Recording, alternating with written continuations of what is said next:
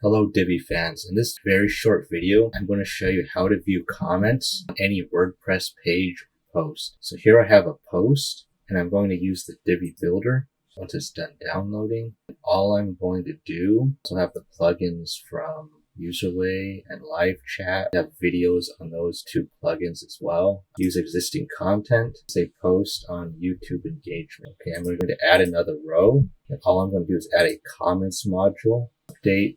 When you view the post, there will be an area for people to leave comments below, and any comments that are left you can see. And also, if you have settings for pingbacks in the WordPress dashboard, you can see every time another page or website has linked to that page or post. I'm going to view the page in the new tab.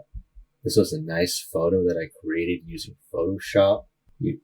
Using AI. If I leave a comment here, like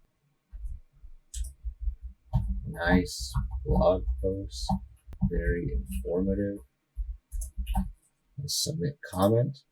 That comment will appear also. Let's see if this one has any pingbacks. If another page links to it, you will see pages or websites that link to it.